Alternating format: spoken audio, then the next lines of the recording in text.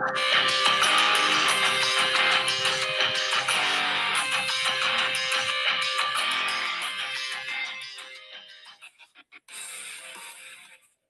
right, well, welcome to the Sports Guys. Another weekend update, another great weekend of sports. This was Army-Navy game, so we're really highlighting the Army-Navy game this time, just to kind of highlight these student athletes that do above and beyond what the rest of us do, which is to serve their country, go to a service academy, and play football, and try to be a student. So we're going to highlight that game. We're going to highlight the two bowl games, which were kind of non-consequential, but it's kind of exciting that the bowl season has kicked off. And then we're going to do a real heavy dive into the NFL this week. There were a lot of really great games that happened today, and we have some other ones coming up tomorrow night. So, Henry, how you doing, man? Good, sir. How you gentlemen doing? Thank you for having me on tonight. I'm excited. Thanks for joining us. I love your hat. Love you. Yeah, I'm doing well. How you doing, Thomas and Rob? You guys doing okay? Doing great. How you doing, Robbie? Doing great. Went to Christmas parade yesterday here in Cary, North Carolina. That was awesome. Nice. We had a good time. And tonight just got back from a Christmas party at some family friend's house. They have the most amazing house, and it was such a great dinner. It was really fun. That's right. Henry, I need you to help me with the headbanging on that intro music. That's right. I need you to get me the technique you got that doesn't hurt your neck. That's right. Everybody asked me about it, and they look. Henry, I wanted to get that going. Henry, your hat makes you feel kind of Christmassy, which I love. Yes. Oh, look, I got even my Iron Maiden Christmas. Iron Maiden Christmas. I love shirt. It. My brother-in-law gave it to me. I was like, so not only do I love Christmas, my favorite holiday by far, it's not even close. Yeah. But also, don't you get that feeling as Christmas is creeping up? Football's starting to wrap up. Oh, no. You're starting to get towards the playoffs. You have all these big consequential games. Everybody's trying to win their division, try to make the wild card. It's really a cool time of year because all the big divisions are wrapping up. Mm-hmm. This season has definitely been longer because you don't have to pretend like you care when Jacksonville plays Cleveland. We can focus in on when Detroit plays Tampa or something. Yeah, that's right. But it just feels like these big games, like the one today we just finished watching. You have this incredible Lions team that everyone thinks is the best team in football, and they've been steamrolling everybody, and they run into a real buzzsaw today where the Bills come into Detroit on the road and score 48 points. And it's just astounding if you think about that. You're talking about a team that most people have penciled into the Super Bowl, the Lions, and they have a team come in, just blitz them like that. And I mean, after watching this game tonight, I'm kind of hoping this is the Super Bowl. I like to see them both again at the Super Bowl. I think it'd be the best match. It's going to be a high-scoring game. I would love to see Detroit Buffalo if Detroit was healthier.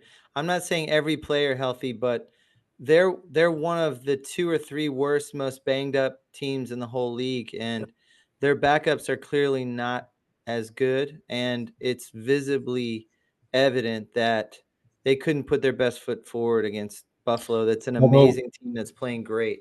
Although Tony Romo said after the game, and I agree, if you look at the injury list for both teams, the Bills are actually just as banged up as the Lions are.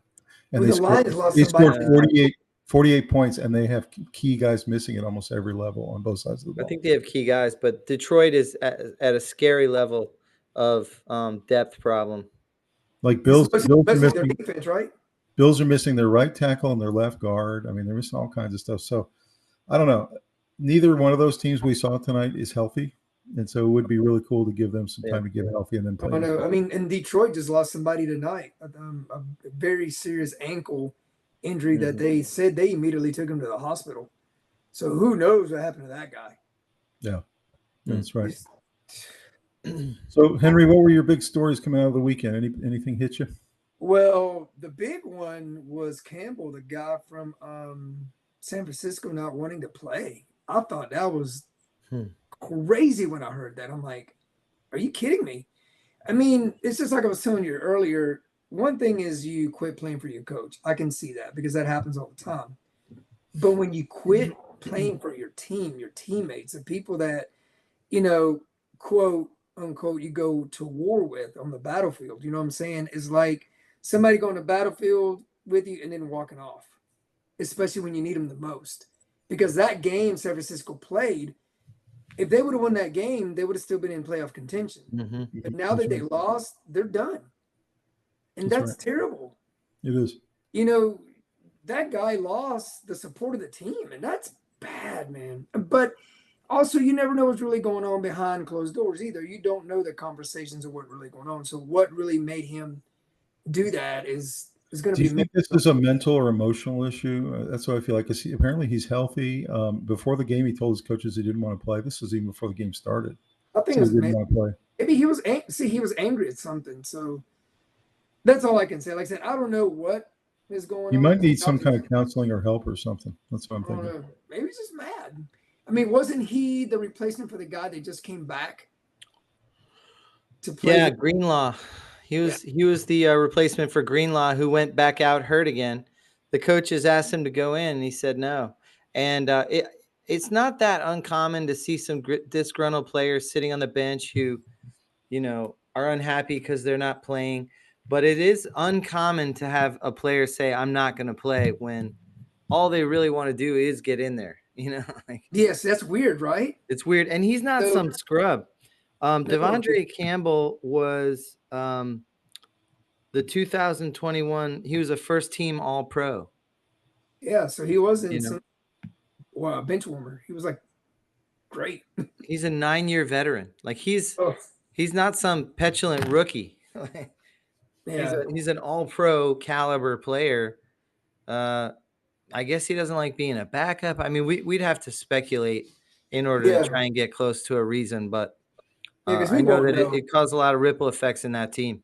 Yeah, I mean, I'm telling you, when you lose your team, that's bad because that means you got because you're friends with a lot of these people, and when they go, dude, what you did was wrong. I mean, I'll tell you what, it kind of reminded me of like this. I know this might be far off, but if you guys remember the Braveheart movie, remember like one of the last battles,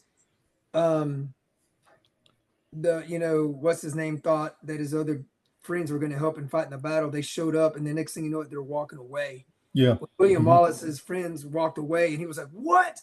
And then they just got ambushed, and they lost that battle. Like he lost a lot of people. It's the same thing, kind of like what he does, because in football, you are going to war, so to speak. Plus, you're putting your coaches in a position where they actually have to cut you, because if they don't cut you, then you know what's funny though? You know what's funny? They're not going to cut him.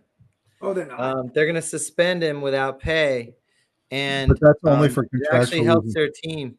There are a couple of things that are going to happen, but they're going to try and ask for some of the money back. They're going to get some of it back. It's going to count less against the cap. There's a whole bunch of reasons that actually you leave him on the roster, but you don't play him. Yeah, it's for money reasons. They're going to try to get money back. But so they're not going to cut him. They're going to suspend him without pay, I think it is. He said in effect in the press conference, in effect. Conduct detrimental to the team. You can basically hold him out, not pay him, and not let him go to any kind of division rivals. Mm-hmm. Wow. Yeah. So he really messed up. He screwed up. Oh my gosh. Yeah. Robbie, anything come to you from the weekend? Any big? The Heisman Trophy. Oh yeah, that's really There you go. Right here. Yeah. Travis Hunter. Look at that big smile. Travis Hunter. What did you think of his speech? You said you thought it was a little disappointing. It was good. It was fine. It was very emotional. I just felt like he didn't have much composure in the moment. But he's a young guy, not used to public speaking, and certainly not used to having that kind of a triumph over such a worthy opponent of Ashton Jeanty. I mean, and that could be actually a little intimidating too. You're sitting in that room in the press club in New York with all those Heisman winners sitting there, and all those really important, Pro Bowl people and Hall of Fame people. And so, I could see how that could get a little overwhelming for a guy who's 20 years old. Yeah. There's celebrities in the room. It was wild. So it was okay. It was cool. I was happy for him. I thought it was well-deserved. It was the toughest Heisman race I can remember in a while. It was very close. It came down. It was actually the closest vote since, I don't remember when. It's been a while. We're going to show a little bit later, guys, the top 10 and how the voting came down. It was really surprising how it came down. You're going to find some real surprises in those top 10. So it's interesting. So that was It the big great. thing, I think, for the weekend. And then a lot of interesting football games, and the Army-Navy game. A lot of good stuff this weekend. What about you, Thomas? What'd you get this weekend? Army-Navy game. I watched the full highlights a little while ago again for the second time, and it was just really cool when the service academies and all those military men are all dressed in their full gear, and they're there and they're pumped up, and this is like their Super Bowl. This is their big bowl game, even though it's a regular season game. Yeah. And so that was super cool, and a lot of dignitaries were there this time, so that was pretty cool to see. And then some of the incredible NFL games today, especially that Lions-Bills game. That was, oh man, I know. I wanted the Lions to win that game, but it was a great game. I mean, it wasn't boring. Like the game wasn't boring 1 second. And even Eagles-Steelers was a great game. I mean, it ended up being a 2-touchdown win, but that was just two teams slugging it out. Mm-hmm. Two teams of consequence, I would say. Can't you guys feel when there's a little bit of you can feel when it's playoff teams? They're just a little bit tougher and they hit harder. When you get those two teams that are both going to the playoffs like that, like last week, it was Detroit and the Packers. Anytime you get two teams that are going to the playoffs, it is a much better game. It just is. Oh, yeah. The hunger for it becomes like blood in water for sharks. Yeah. I mean, the Cowboys-Panthers game today, my Panthers, they couldn't block anybody. It just was, it was pathetic. I just don't understand. And the Cowboys are not a very good team. Nothing felt like playoffs watching those two teams play. No, it did not. So that was the other thing. The other big thing for me that came out of the weekend was just it's starting to feel like playoffs. We're going to get into the playoff picture. Hey, we forgot one thing though. Bill Belichick going to UNC. Bill Belichick. We did cover that. We covered that a week ago in our. Oh, you did? Okay. On to Wake Forest. On to Wake Forest. But at that time, it was just a rumor, so it wasn't quite real yet. So now he's been actually announced. They had the press conference. I actually watched the press conference. It was really interesting. He talked about why they're bringing in his old GM from the Patriots. They're literally bringing in the GM. And he's bringing his son, right? He's bringing his son as the assistant head coach. And so they are turning it into a pro franchise. That's what they're doing. They are. And I love that his girlfriend posted, I don't know where she posted, he goes, on to UNC. Yeah. He said something really interesting right at the end. He said, we are trying to turn this on the football side of the business into a pro franchise. He just admitted it straight out. He said, it's all about NIL. It's all about paying players these days. But he said, we need to, because this university is so great, he said, we have also the responsibility to maintain our academic standards. And he said, how we're going to do that, I don't know. He said, that's a path forward that we're learning how to do. So it was a really interesting way to conclude that this is a balancing act for all these guys now. Well, I mean, he's got 5 years to do it. So. And I never realized his father was coach at UNC at one time. So this is like a family affair for him. He's going. When he was little, one of the first words he learned was "beat Duke." Yep. So the UNC alumni love that. And then his dad left UNC and spent most of his career coaching Navy. He was the coach of Navy for like 40 years. 40 years. Naval Academy. Yep. Oh my gosh. So Bill Belichick comes from a long line of coaches. Obviously, that's why he's trying to set his son up to be the coach of UNC when he leaves. No wonder Belichick's a genius. He's been in the whole time. That's right. And of course, his 24-year-old girlfriend posts, on to Chapel Hill. I know, I love it. On to Chapel Hill. I love it. I think it's great. It was good stuff. I think it's fantastic. Come on, Bill. Look, this is the most I've seen him smile since I've watched him be the coach of the Patriots. So we didn't get a chance to ask you this, Henry, but tell us what you think about this dynamic with him dating Caleb Williams' ex-girlfriend. Oh my gosh! And like, is she going to keep him young or what? Well, it looks like it, because I'm gonna tell you what, I've never seen him smile in so many pictures ever in my life. I think he's smiling more now than he won Super Bowls.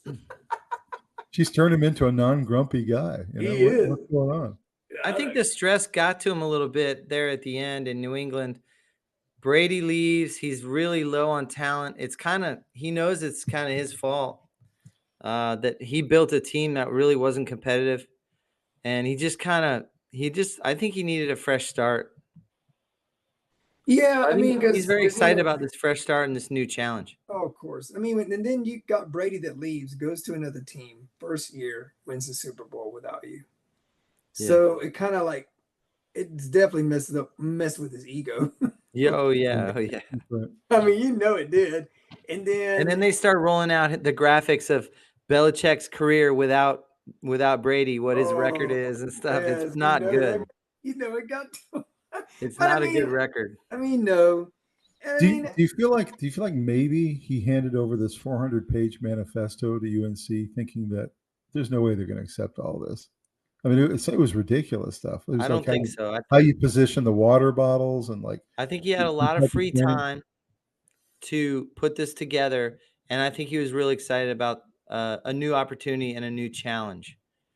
I don't think he was trying to not have them choose him. I think but he can't think that they would accept this huge manifesto. 400. I think he was horrified. He was horrified by the NFL's lack of interest in him. So he wanted to take on something that would prove that they should have taken him back. Yes, absolutely. I 100% agree with that. Yep, I believe that he is jaded because no NFL team wanted to take him when he was free to be taken. And he's going to be like, you know what? Forget y'all. I'm going to do something else, and it's going to be successful. As I'm going to make it as crazy as it is, and it's going to be out of your mind. And I'm going to see they're going to accept this 400-page thing that he put together. And they said yes. He goes, oh, really? Okay. Well, let's see what else I can do.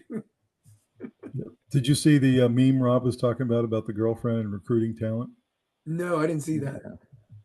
It's just for those who don't think Bill Belichick is going to be able to recruit young talent, young college talent, we disagree. And it showed a picture of his girlfriend.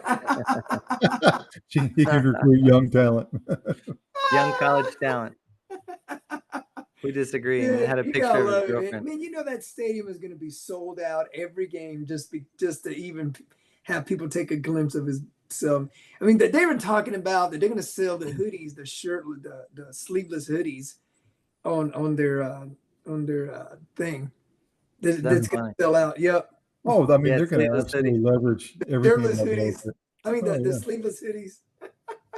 Everyone's going to be wearing a hoodie at the game. Everyone's going to wear them like Yeah, it's good. I like it. I think it's great. Well, guys, let's go ahead and dive in. We got a lot of material to get to tonight. Here we go. All right, so this is our weekend update, December 16th, 2024. This is our Army-Navy weekend. You can see a great picture there on the top left of the Navy guys all celebrating with the fans. A lot of them actually jumped up into the stands after they beat Army. That was a huge win for Navy. Everyone had predicted Army was going to win. They're a better team this year.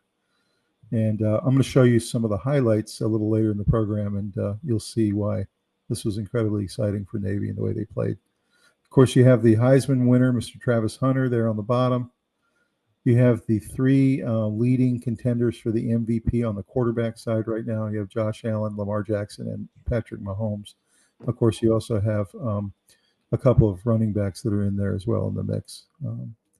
But any thoughts about some of these epic pictures here and the whole drive to the playoffs for the NFL? I mean, Josh Allen, yeah, I can definitely see him being MVP because he's playing out of his mind. Lamar Jackson, I don't think he's playing as good as he should because, I mean, if you see some of the games that he's played pretty bad. And Patrick Mahomes is definitely not playing like he was. Kansas City is winning these games is because of their defense. Yep, I agree. And a lot of things, the pendulum has gone their way in a lot of these games that they've played, what they should. So do you guys think it's down to a two-man race for the MVP? Is it really him and Saquon Barkley? Yep. Josh Allen, yep. 100% I agree. Kind of like a two-man race at this point. I think so. Yep. Yeah. I think that makes sense. Yeah, it's going to be really exciting. I mean, we're down to 3 weeks left in the NFL season, and you had some people clinch their divisions today. You're going to have some others clinch their divisions next week. You have teams that are still fighting for playoff berths, and this is kind of crunch time right now. You got to win in December. You got to win in January, or else you're not going anywhere. So, all right, let's take a look at the three games that happened this weekend in college football. The biggest one being Navy and Army. A gutsy fake punt to win, and an unlikely hero seals the Navy's upset over Army, and you see a picture of the guy there. He's a 295-pound defensive lineman who plays on punt coverage and blocks for the punter to actually get the punt off. And he actually took the direct snap instead of the punter and runs for a 20-yard gain and doesn't give the ball back to Army to try to come back in the second half. So it's really an epic fake that they pulled off here. That's pretty cool. Yeah, it was really cool. So any thoughts about this real dominating win by Navy? It was a real huge surprise for everybody. I mean, if you look at the scoreboard, just look how consistently Navy was able to put points on the board every quarter. Honestly, Blake Horvath outplayed Bryson Daly. I mean, his stats look like Bryson Daly's stats normally. Agreed. I mean, Daly for Army was 7 of 16 for 65 yards, 1 touchdown, 3 interceptions, 19 of 52 rushing. So he had 52 yards rushing. He normally has like 200. So that's, and then Horvath for Navy was 4 of 9, 107, 2 touchdowns, no interceptions, 25 rushes for 204 yards. Just incredible matchup where Horvath was superior on that particular day anyway. Remember, Army was favored by 6. So it was definitely a surprise upset. But if you watch the game, at no point did it look like Army was the better team. I don't think. And Army dropped back their first pass in the first quarter, and he throws a pick. And it was a kind of a wobbly thing right to the defensive end. And it kind of set the tone for the rest of the day that this was going to be a different kind of game than we were expecting, you know. First of all, Army doesn't usually pass it that much, so that was kind of surprising. But yeah, just from the very opening gun, Navy was the better team by far in this game. If you look at overall rushing yards, 277 for Navy and 114 for Army. 114 for Army, they're not going to beat almost anybody. That's true. Because that's really their only means of moving the ball. Very true. Wow. Yeah, just like Rob said, if you look at every quarter, they scored a touchdown every quarter. Literally. That's right. I mean, they just consistently handled them, and Army was never able to really mount much of an attack, a counter to it. So it's true. Well, let's go take a look at some of the highlights. Again, wants to throw a screen to the right. Got it to Teska. Teska with a convoy in front. Big play all the way down inside the 20-yard line. So Drew Chronic says, I know me, and I'm the type of guy that likes to take chances. Here it is, a screen pass on 3rd and 8. Beautifully set up on the play. Yeah. And Poe Smith right there takes He's got a lineman out in front. Horvath, airborne. And in again, touchdown. Yeah, he just outplayed him. Yeah. Down the line you look. Upstairs, they punch him in the mouth and never stop punching. And then he gets shoved in again.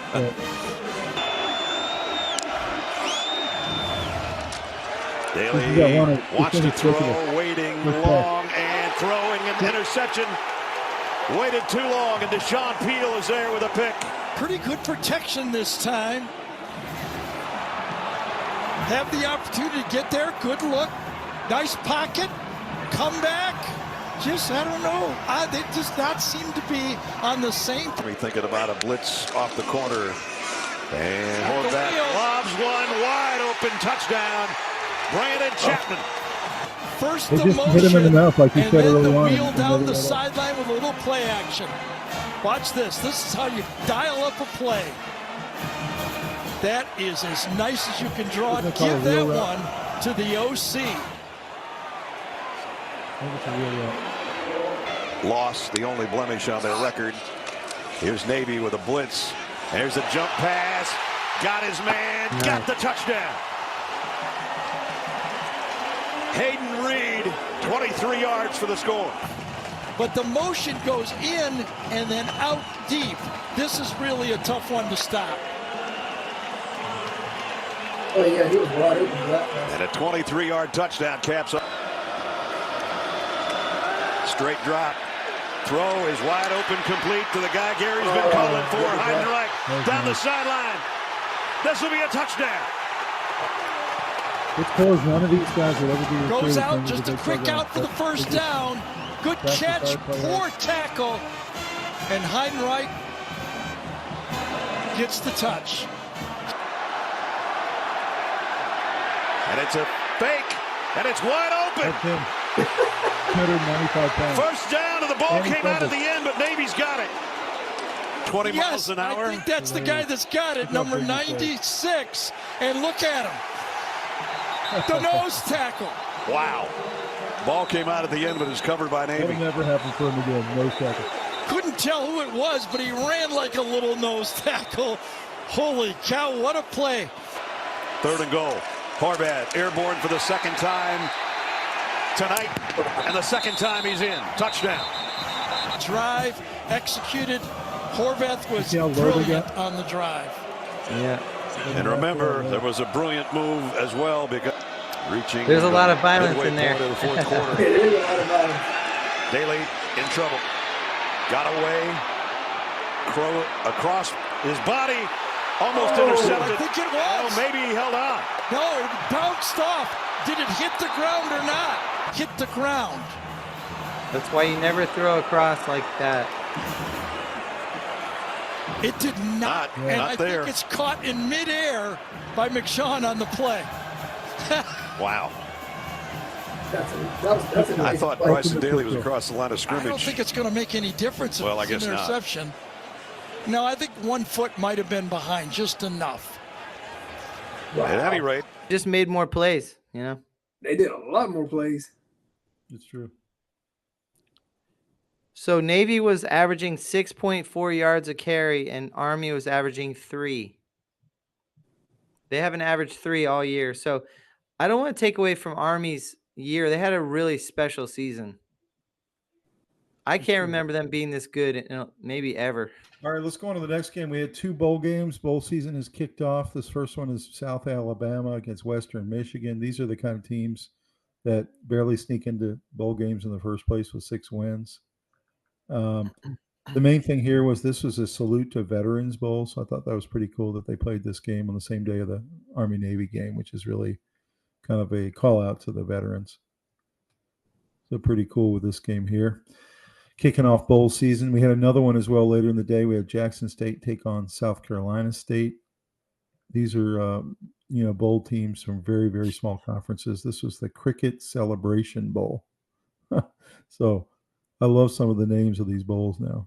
There's just so many of them. Any thoughts generally about the bowl season kicking off and kind of how this is really an exciting couple weeks? I know that a lot of the bowls get diminished now that there's a playoff that's a substantial playoff. It's not just 2 teams. It involves a lot more teams, so that some of these bowls kind of become more insignificant. But it is exciting for teams to go for so many reasons. The alumni, the camaraderie, the school pride. You get to go represent your school in a different state and a different setting. There's all kinds of rules that help your school have 3 extra weeks of practice. You're allowed to have practices. You're not allowed to have it if you're not going to a bowl game. So it's good for your program.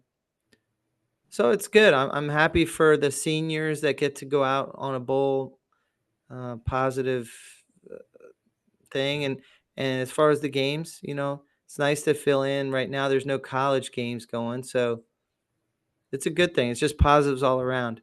It's not the best games in the world in the beginning. They get better and better as you get toward the playoff. But bowls still play an important role. And they start here. So.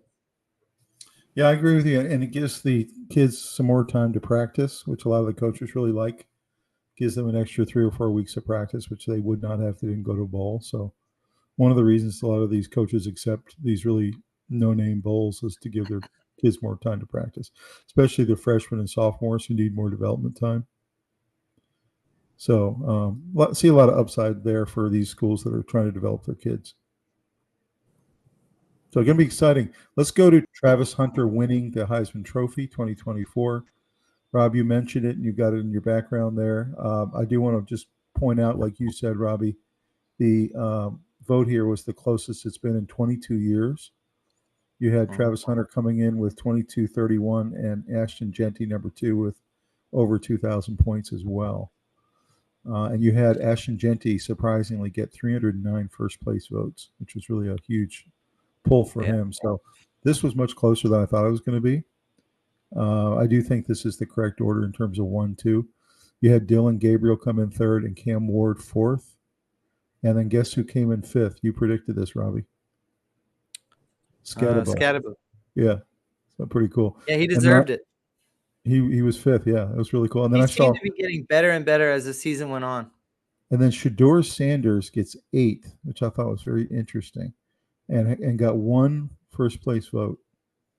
So, and I know he said the other day he was kind of scratching his head as to why he didn't get more love from the Heisman voters. What do you guys think about kind of this overall top 10 order? Any surprises here? I think he deserved this Heisman Trophy. I do too. I mean, he's the most unique player we've seen in many, many years, playing both ways. He now apparently says that he will insist that he plays both ways in the NFL. He does not want to play one way. He says, I'm a two-way player, and that's how I'm going to be. So that's a really interesting development. We'll see if that makes any team shy away from him or not. Yeah, I noticed down here at the bottom, 9 and 10 really interesting players. Curtis Rourke from Indiana and Kyle McCord from Syracuse. Mm-hmm. 2 really solid quarterbacks. All these players had great seasons. Yeah, they really did. And you mentioned Bryson Daly at Army also had a really good year. So tremendous. Pretty cool to see this top 10, and this gives you a real feel for what the draft is going to look like this coming season. A lot of really great players coming. So I have to admit, I understand why there was such parity here and it was so close. Travis Hunter is an incredibly special player. Not only did he play offense, but he played defense, and he played them both all the time. He would rarely miss a down. Offensively, he had 92 catches for 1,152 yards and 14 touchdowns. So that by itself would be one of the best receivers in the country. Maybe not number one, but one of the best in the country. And then you add in his defense. He had 4 picks, 11 passes defended, and 30 tackles. And that was with 2 games where he was out with injury. So imagine if he had had more offensive stats and defensive stats, he would have won it more easily. But there were some defensive stats apparently that they put together that have to do with how many times they stayed away from his side and things like that. And they're even more impressive. Like when a scout looks at that, it basically means that they were terrified to throw his way. So a lot of his stats are sort of misleading because they don't take into account that the quarterback's not throwing his direction. So he had very little opportunity to make plays. If you factor that in, which this stat does, I ran across it, but I don't have it in front of me. And it's amazing how he got it. So honestly, it's not surprising that he won. But I do think Jeanty gave him a good run for it. He had 344 carries, 2,497 yards, and 29 rushing touchdowns. We're not going to see that again probably for a long time, maybe we ever. Talked about that any other year he would have won it. There's no question about it. Yeah, there's nobody close in recent memory who ran like that. So just the importance of these 2 guys to their teams can't be overstated. And it was so close between these 2 guys because they're so special. So none of these were surprising to me. The most surprising, though, was Shedeur Sanders at 8. I thought he'd be a little higher. I thought he might come in 6th behind Scatterbo. I thought he was a little low there, and I'm a little confused like he is as to why he didn't get a little bit more, because he certainly had that kind of year that he could have been considered. I think it was difficult because all these guys on here are deserving. I don't think you can look at them and say any of them don't belong up there. So really you'd just be arguing about ranking, and I don't know that any one of them has more of a stake over than the other. Yeah, that's true. Well, this is a great group and really kind of foretelling of what's going to be coming. So we talked about this. Should be a pretty good draft, really. We talked about this story a little bit, that the 49ers are parting ways with a linebacker who refused to play. You gave us an update, Robbie, that they're going to be doing some kind of roster tricks to try to claim back some of his money. Mm-hmm. But in effect, his actions were not something that they can allow to be part of the team. So he's been asked to go home and will not be participating in team activities the rest of the season. Apparently, he's filed a collective bargaining complaint with the players' union. I'm not sure what he's relying that on, but I guess that's just a way to kind of defend yourself. But essentially, he's not with the team anymore. I'm sure his argument will be that I had a good reason to do that because whatever. They wouldn't let me do whatever, like protect myself with the right padding, or I'm sure he had some reasoning. I haven't heard what it is yet, but yeah. I mean, I just heard people talking, saying that he was just mad that the guy that he was replacing for a little while came back and they sat him down and he was mad about it. But I mean, that's your job. When your main player gets hurt, it's next man up, right? Right. But if your guy comes back, you sit back down, correct? So that's not right. a team player. And you know what the problem with him is that he's on a 1-year contract with San Francisco. So what he wants is he wants playing time so that he can prove himself, so he can get a contract next year. So that's by him doing what he did didn't do him any good. If you were a coach of another team, you don't want that in your locker room. No, because that's poison. That's right. I mean, now somebody's going to have to actually, overlook and maybe talk to him and say, okay, what really happened? And then the truth actually come out, because we're not going to hear the truth. They're not going to let us know. Yeah. So, because they're not going to air that dirty laundry, it's still going to stay within the club. But I mean, you think he's stupid enough to come out and do an interview with ESPN or something and just I hope his publicist tells him don't do that. No, I'm sure his agent told him to just be quiet. Be quiet, dude. Yeah. Because if you come out and talk, now if you come out and apologize, that's one thing. But if you come out guns a slinging, no, that's. He should at least apologize to his teammates. I mean, yes, he at least should have like a team. And maybe he has. We don't know. Yeah, maybe he has. Like I say, you never know. I mean, yeah, I would definitely do that. I would apologize. He's got a banged up team that he's leaving. It's just really, I've never seen anything like this before. Dude, when I was watching it on TV, I'm like, is that guy really walking out? They're more banged up than the Lions. Oh, I know they are. Yeah. They're banged up on offense and defense. It'll be really interesting to see how they handle this situation, if he ever ends up in the league again next year, or if everybody just, says he's too toxic. I mean, he might. The one thing I do understand is how frustrating it is probably for them. They had high expectations for the season. They know their window's closing and that this was their last chance at a Super Bowl probably for a while in their minds. They probably wouldn't admit that publicly, but they think this is it. Let's go. And then they're having this real mediocre season. Yeah. And with all these injuries, and the frustration's probably just boiling over, and some of them are reacting incorrectly. I'm not defending what he did, but I understand how there can be a rippling effect of frustration when McCaffrey goes out and Bosa's banged up and Greenlaw goes down and Warner's out, and Purdy's hurt. He's still playing hurt. Purdy's playing hurt, and Kittle's been in and out of the lineup hurt.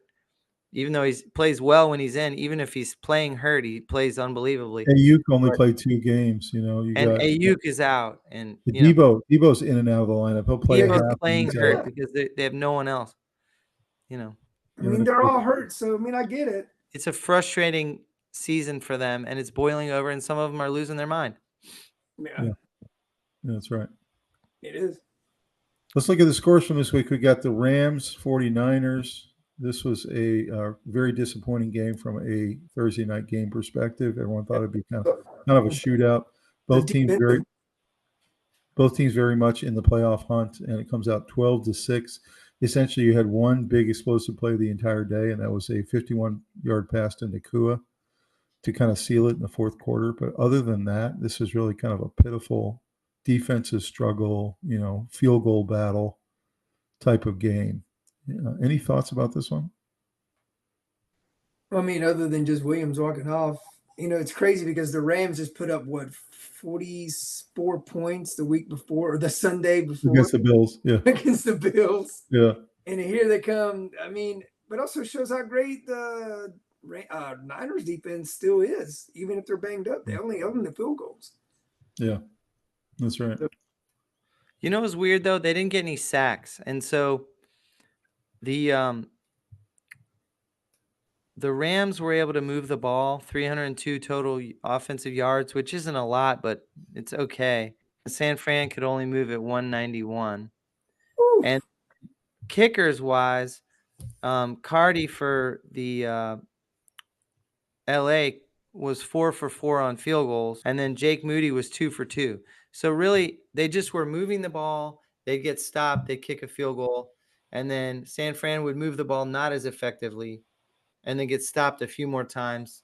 And so even though neither team, I mean, the Rams had 3 sacks and a pick, and San Fran's D didn't get anything like that. 0 pressure, no picks, no turnovers. So it was just a really pitiful type of domination where you're bad, but the other team's worse. True. You know? Very true. It just in the red zone, if you like, LA was 0 for 3 in the red zone, and San Fran was 0 for 0. They never got in the red zone. if you like defensive football, which some people really do, this was your game because there was a lot of stopping people on 4th and 1, Oh, yeah. 3 and 1, 3 and outs. Yeah, I mean, yes and no. There wasn't a lot of special plays on defense. Yeah.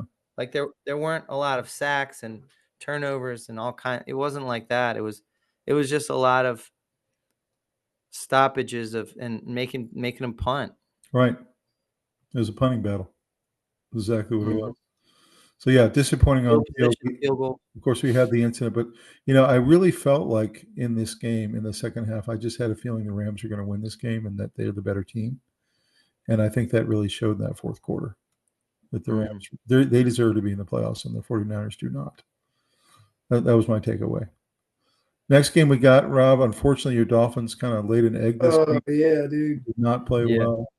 Texans played just well enough to hold on this game. A lot of mistakes on both sides. Neither quarterback really played that well. Any thoughts on this one? I think it's an understatement to say Tua didn't play well. I think he played poorly. And I like Tua, and I love the Dolphins. I'm not an anti-Tua guy, but the Texans D came up pretty big. 3 sacks, 1 fumble, and 3 interceptions. Oh, that's hard to overcome that when you you had Waddle go out hurt, and really kind of at that point you're down to Tyreek and Jonnu Smith. There was very ineffective running. They just couldn't. The Dolphins couldn't run the ball. Of course, the Texans didn't run very well either. So it was an okay game. Pretty good defense on both sides, actually. The Dolphins had 4 sacks and a fumble recovery. It felt like 2 teams that want to be fringe, like playoff wildcard type teams, but they're not anywhere near the category some of the games we're going to talk about. That's what it felt like.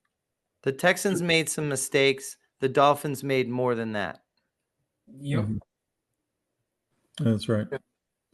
Disappointing because I really felt like the Dolphins were kind of on a roll lately, and I felt I kind of feel like that might be it for the Dolphins. Yeah, they kind of needed this one, to stay in the role. And Texans get just enough done. And like you said, I do think the Texans defense played well, so gave them the edge in this game. This game was really interesting. The Jaguars are winning almost the entire day. And the Jets come storming back in the second half and score a bunch of touchdowns and put a lot of points on the board and roll up a bunch of yards and end up finally winning their first game in about a month and a half. Wow. Win 32-25 against a really bad Jaguars team. Anything we can take away from this one, or is it just the Jags don't know how to close a game right now? Yeah, I mean, I really had a lot of high hopes for the Jags, but then they just went down quick, man. Like everything just went really bad for them. All the way. I mean, even their quarterback getting hurt, and him not playing well at all when they first started the season. Mm-hmm. And of course the Jets, everybody had high hopes with that great defense and Aaron Rodgers. They thought, we're going to go far. This is going to be great. But then I think as soon as they got rid of their coach, that was pretty much the end of them.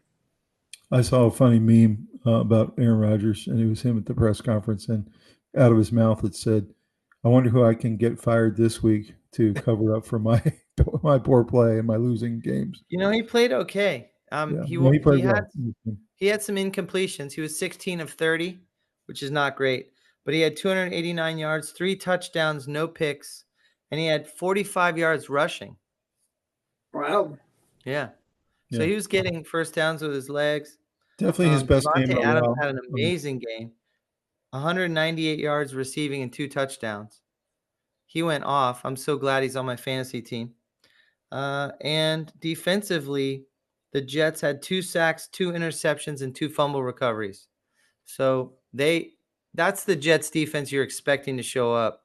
Right. This was Adams and Rodgers' best game in a long time. There's no doubt about it. And they got to Mac Jones. He's susceptible to the pressure causing turnovers, and he did. So that's right. The Jets looked better, like they're supposed to. But it's way too late. Way too late. It's way too late. Yeah, but they look pretty good today. Yeah, that's right. Next one was really painful for me. I really felt like the way the Panthers have been playing the last 5-6 weeks, they've really been competitive with really solid teams, losing in really horrific ways at the very end. But really, a lot of those situations, they should have won those games. And today, they just never felt like they're in it at all. Their offensive line could not block anybody. They couldn't complete a pass. They were giving up huge chunks of yardage. They were letting the Cowboys run the ball, which they haven't done all year. And CeeDee Lamb made some huge plays, and it just Cooper Rush had his best game in 2 years. So any way to explain why the Panthers were so flat today? Well, I'm gonna tell you, when I watched the first series, when they were going down the field, they were comfortable going down the field, and then just as soon as Bryce ran the ball, got the first down, but then he fumbled the ball, and then Cowboys got it. That was the beginning of the end. It's like they never recovered from that. Never recovered that, and then of course, then they made some more mistakes after that and more turnovers. So they just never recovered it. The bad plays just kept piling up, and they just couldn't get out of that hole. Yeah. What I saw was that Dallas actually had a pretty nice balanced attack. They were running the ball and they were throwing the ball effectively. And the Panthers had 1 sack. They just did not have a whole lot of pressure. Nope. So they were kind of in bend but don't break mode. And Dallas was putting it in the end zone. So that hurts there. And then on the other side, Bryce Young, while I have been very much pleased with his progressions and his progress as returning to the starting role, he looked like a rookie today. He made a lot of errors. They weren't very discouraging though. It felt like, okay, still the future's gonna be bright. He's not on today. He's trying to make plays and it's not working. But somehow it didn't feel like catastrophic where you'd rather see what else is in your arsenal or on your bench. I agree with Nobody's calling for Bryce Young to sit next week. No. He didn't play well, but a lot of it was his guys weren't open. He was trying to force plays in there, and there were a lot of errors, and he was getting sacked and fumbling. That's not really his fault. Maybe if he looked at the tape, he'd probably want to get rid of the ball faster. Okay, cool. That's a rookie learning moment. So these are all part of the learning curve, I think. And what you want to do is you want to stretch out how many bad games like this he has. You want it to be longer until he has another bad one, and then longer until he has another bad one. And then as that stretches out, he'll be ready to be your starter. And you realize that there's some sophomore slump, even though he's in his sophomore year. Last year almost feels like it doesn't count, but the other thing you'll see from today was the Panthers defense had been playing really well the last 4 weeks. I mean, really solid. And today they did not. And I think it was just complimentary football. The offensive line couldn't block. Offense couldn't get anything going. There was lots of 4 and outs, or in some cases, turnovers and fumbles. And they played right into the hands of the Cowboys, who had really good field position all day. And the Panthers defense couldn't hold up. And the Cowboys had 211 yards rushing, and the Panthers had 60. So, right. Yeah, that's all you gotta hear. They threw the ball when they wanted to, not because they had to. Right. Well, I was very disappointed by this performance today. This is at home. Same here. I watched that whole game. I was like, I oh expect my God. more at home, and this just, I don't know. They just didn't have it today. It was really disappointing to watch. Next game, we had the Ravens go to 9-5 and win 35-14 against a really bad Giants team. Well, you knew that was going to happen. Lamar had been kind of disappointing for a couple weeks in a row, and he finally had a breakout game. But I don't really know if this is more about him or this is more about that he's playing, possibly the worst team in football. What do you guys think? I think he's playing the worst team in football. He just took advantage. Got his stats up, got his numbers up, gave Ravens a little bit, more confidence. Because, he looked like an MVP today, but you have to remember who he's playing, right? Right. You got to remember the Ravens defense, man, their pass defense is not good. Their run defense is great. But, you and I were talking about it. Their pass defense is just not good. So this was a positive for them. So. I think the Ravens are a lot better than they've played a few games this year, and people have gotten the idea they're not good anymore, or they're a secondary team. They're not a real contender. I think they're better than what they've looked like sometimes. And today they looked like they were kind of at their best. So this is as good as it is going to look because you're up against a bad team. But the Ravens look great. Lamar Jackson had more touchdowns than he had incompletions. Yeah. He had 4 incompletions and 5 touchdowns. Did you notice incredible. A couple of his plays? And by the way, guys, we're going to be showing you some clips of each of these games a little later, and you'll notice the way he was throwing the ball today. He had just an incredible tight spiral. He did. His balls today. He really threw the ball well. He had 5 touchdowns, 0 interceptions, and 65 yards rushing. Of course, he was a weapon that they just couldn't stop. Yeah. And Rashad Bateman had a really nice game, 2 touchdowns. And on, third downs, Baltimore is 9 of 11 on third down. Oh, I don't know that I've ever seen that. Wow. And New York was 2 of 12. That's a little closer to what I've seen before, but brutal. I think if you hit 50% on your third downs, you're doing well. And 9 of 11, that's really awesome. solid game for them for sure. Next game, of course, I was very happy to see the Commanders hold on in this game. They really were dominating the Saints in the first half. It looked like they were going to have about a 31-7 victory.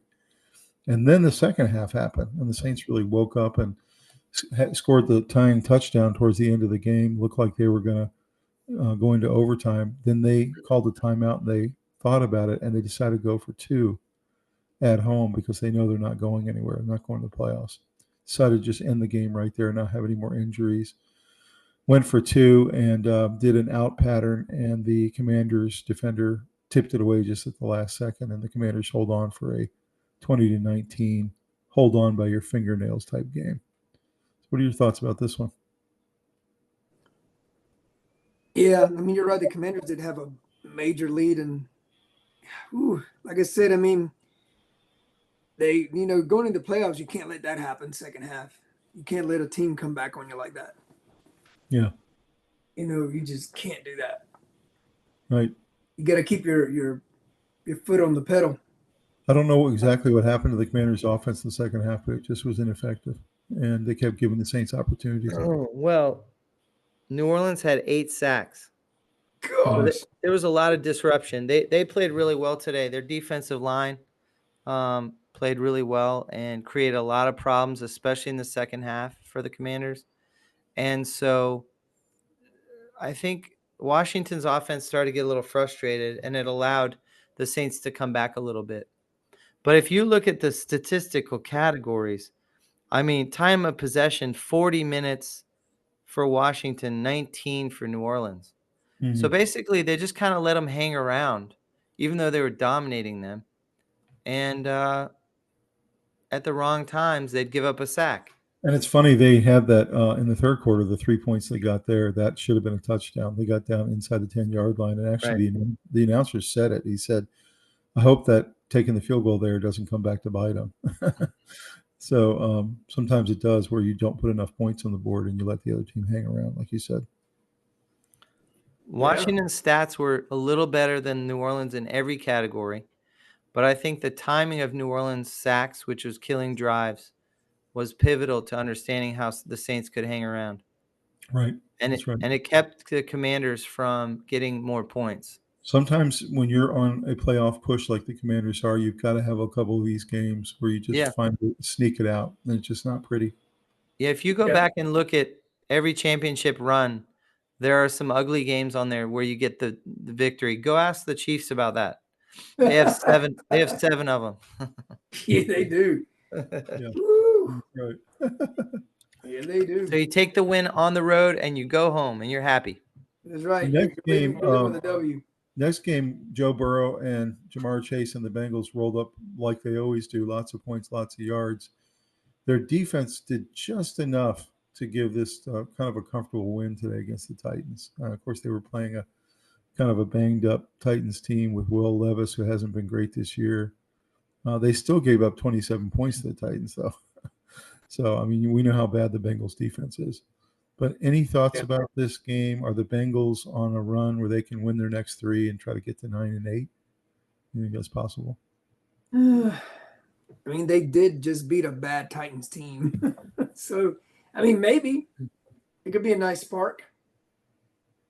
But, I mean, the Bengals has been so inconsistent. They're supposed to be one of the top runners for the Super Bowl, and they haven't been like that at all year. Yeah. Because of their defense. Yeah. They literally can't stop anybody. Burrow is having an unbelievable season. This wasn't his best game, but it was still strong. If you look at his stats, he gave up 2 interceptions. But my big takeaway from this game right here is it was a turnover fest. The Titans had 6 turnovers and the Bengals had 4. So it's almost like both teams tried to lose, but the Bengals said, all right, we'll win. It was bad. I mean, but Burrow played great, 26 of 37, 271 yards, 3 touchdowns, but 2 interceptions. So that's very uncharacteristic for him. But look at the Bengals defense. They had a sack, 4 interceptions, and 2 fumble recoveries. Right. I mean, the Titans can't win doing that. No, heck no. Well, the Bengals have got to stop shooting themselves in the foot against the good teams, because that's the ones that they lose the 3 points by. You know, they'll lose 41-38 or they'll lose 44-41. They can't do this. They've got to clean it up and get rid of all the turnovers. Zachary Taylor is actually a really good coach. And you have to think they'd be more disciplined, but this continues to happen. So, but I'll be honest, if I saw those stats, 6 turnovers and 4 turnovers, so a total of 10, I would think it'd be a really low-scoring game, thinking nobody could get anything done and everyone's getting a field goal here and there. But one of the reasons why it was fairly high scoring, even though there's all those turnovers, was they were both very effective on third downs. 10 of 13 for Cincinnati and 5 of 8 for Tennessee. So that means they kept drives alive when it was on the line. Right. And then eventually they turn it over and give it back to the other team. But they weren't stalling out and having to punt all the time. So that's why they got points, because they were able to just keep chunking away and getting points, and then they turn over the ball. It's a really solid point. But back to the question to you and Henry, can the Bengals go on a run and go 9-8? Is this possible? Yeah, anything is possible in the NFL. Yeah, they have the league. They have the league leading sacker. What's his name? Hendrickson. Yep. And their defense is terrible around him. So teams are just going to double him and chew them to pieces. Burrow's going to have a great game every single game. So I don't think they can get it done. But they're a dangerous team on a single week. You don't want to play them. Yeah. Because Burrow can make you pay. So I think Burrow should be the league MVP, because this team should probably be 0-14. Wow. Was Hendrickson part of the Raiders? Was he not?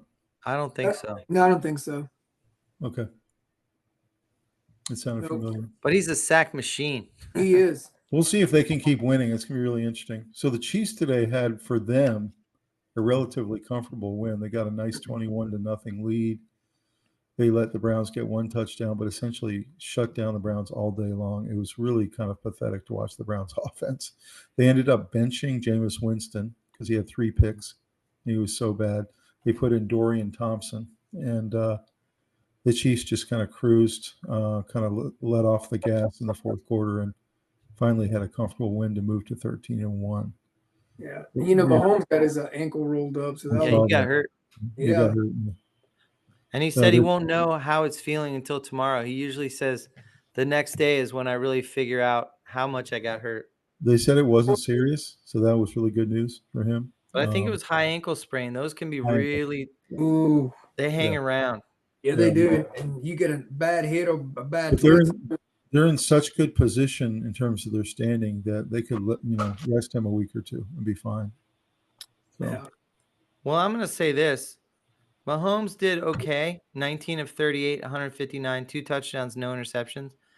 But that's not why they won. They won because of their defense. Yep. They had 5 sacks, 4 picks, and 2 fumble recoveries. Yeah. The Browns were just – and this is what Henry said leading up. That defense. Exactly what Henry said leading off the program today is that, they're winning with defense, running the ball. Yep. Doing all those types of things. Yeah. No question. He doesn't have a lot of weapons right now, let's be honest. No, he doesn't. So, I mean, you go deep in the playoffs, you start playing them good teams that got great defenses and great offenses, woo, you're going to be in trouble. That's right. Yeah. They got Harrison Butker back, which is good for them. He's come off injury, but he did miss a field goal, so he's rusty. The kicking struggles continue. Yeah. So the Cardinals take care of business today after a disappointing week last week, 30-17 against the Patriots. Really kind of controlled the game from beginning to end, looked really good. Kyler had a nice day. Connor ran like crazy today. He looked like one of the best backs in football today. Yeah, and they're coming to the Panthers next Sunday. I saw that. So that'd be interesting. Any key takeaways from this game? I mean, the Patriots ain't good this year at all. So Patriots are 0-6 on third down. Whew. And Arizona was 10 for 15. So they kept their drives alive and kept moving the ball down the field. It's interesting you always quote that stat, Robbie, because I think it. Well, I don't always, because sometimes it doesn't contribute to the story sometimes, but sometimes it does. But it's incredibly It'll tell important. you who is moving the ball, and third down is really important. It often shows how effective the offense is when you quote that stat, and it usually is a really good indicator. I mean, when you keep a defense on that field by converting third downs, you're wearing out that by the time the middle of the third quarter is when that defense is gassed. You can start telling how gassed they really are. Right. So Well, a lot of the scouts, they grade quarterbacks almost exclusively on 2 categories: how they do on third down and how they do in the 2-minute drill. So that's how important those 2 things are. And if teams are grading highly in those areas, then they're probably getting really good quarterback play. That quote not about perfect, but pretty good. The quote about what makes an average quarterback versus what makes a great quarterback is whether you're great late. That's literally what coaches want. If you third down and 2-minute drill. 2-minute drill, you're given the ball, you're down 2 points, and you have 90 yards to go in the fourth quarter. You're handed the ball to go win the game. If you're converting 3rd and 8s consistently down the field, you're breaking the defense's will. You sure? Yeah, you're wearing them down. They're breaking down mentally and physically. That's right. I mean, that's what the Patriots used to do with Tom Brady. Yep. Yeah, I mean, and if you watch the Patriots, they break the defenses. Anytime you handed Brady or anytime you hand Mahomes or any of these guys 2 minutes left on the clock in the fourth quarter, all they need is a field goal to win. They're going to go down. The Patriots could rarely ever really run the ball very effectively. They had some guys here and there, but they'd never had a star back like Saquon Barkley or something. It was always 3rd and 6 for Brady, 3rd and 8, Yeah. And he would make the play and drive you absolutely insane. He would, he had Gronk. Gronk was his third Yeah. Either third down guy or either some unnamed Hernandez, receiver. Gronk. Yeah. I mean, or Welker. Welker. Oh my gosh. Yeah. I mean, come on. And then what? Amendola? Yeah. Yeah. I mean, those guys would just drive you nuts. I'm like, gosh, would you just don't make a third down? That's why that stat, I look and see if it was a relevant piece of the game or not. And sometimes it is. Sometimes I don't report it because it wasn't. Right. You know, maybe a team is 4 for 12 on third and the other team is 2. And so it's irrelevant. Yeah. That's true. No advantage in any direction. Next game, I don't think I've ever seen Baker play this well today like he did today. He just absolutely tore up the Chargers. And what's funny is the Chargers all year had been winning with a couple of formulas. The first one is they would hold their opponents to 20 points or less, and they would run the ball, and they play really solid defense. And the last couple of weeks, the Chargers have not only given up more than 20 points, but they've given up more than 30 points in all 3 weeks. So I don't know what it is about these last couple of weeks and why the Chargers are struggling, but I do know they ran into a buzzsaw today named Baker Mayfield. Dude, I'm going to tell you what. Who was just tearing it up with Mike Evans, who had a couple touchdowns. I do love Baker Mayfield because I'm going to tell you what, that guy is like a piece of iron. But it was a balanced attack. It wasn't just Baker to Evans. It was rushing. Look at this disparity in rushing.